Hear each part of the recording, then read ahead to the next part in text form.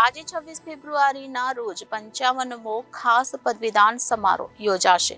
રાજ્યપાલ આચાર્ય દેવવ્રતજીની ઉપસ્થિતિમાં આ કાર્યક્રમ યોજવામાં આવશે. આ વખતે એક એવી પણ ડિગ્રી એનાયત થશે જે 55 વર્ષના ઇતિહાસમાં પ્રથમ વખત એનાયત કરવામાં આવી રહી છે. આજે 26 ફેબ્રુઆરીના રોજ 55મો ખાસ પદવીદાન સમારોહ યોજાશે. આ પદવીદાનમાં વિવિધ ફેકલ્ટીના 17,375 વિદ્યાર્થીને ડિગ્રી એનાયત કરવામાં આવશે. રાજ્યપાલ આચાર્ય દેવવ્રતની ઉપસ્થિતિમાં કાર્યક્રમ યોજવામાં આવશે. આ વખતે એક એવી પણ ડિગ્રી એનાયત થશે જે 55 વર્ષના ઇતિહાસમાં પ્રથમ વખત એનાયત કરવામાં આવી રહી છે. વિદ્યાર્થીના મૃત્યુ બાદ મરણોપરાંત પીએચડીની ડિગ્રી ખાસ આપવામાં આવશે. પ્રોફેસર મોહિતનું પીએચડી કરી ડોક્ટર થવાનું સપનું હતું. તેણે વર્ષ 2018માં શરૂ કરેલ તેના પીએચડીના વિષય પરનું સંશોધન કાર્ય લગભગ પૂર્ણ કરી નાખ્યું હતું અને થીસીસ પણ તૈયાર થઈ ગઈ હતી. તેમણે વર્ષ 2020માં સંશોધન પૂર્ણ કરી થીસીસ સબમિટ પણ કરી દીધું હતું. માત્ર પીએચડી માટેના વાઇવા જ આપવાના બાકી રહ્યા હતા અને આ માટે તે ખૂબ જ તૈયારી કરી રહ્યો હતો.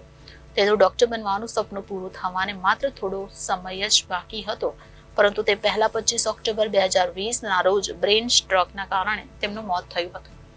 સુરતની VNSGUમાં 55 વર્ષમાં પહેલીવાર મરણોપરાંત ડિગ્રી અપાશે. નર્મદ યુનિવર્સિટીમાં વાઇવા બાકી હતા અને પ્રોફેસરનું મૃત્યુ થયું હતું. પરિવાર સ્વર્ગસ્થ સાથે ડોક્ટર પણ જોડી શકશે.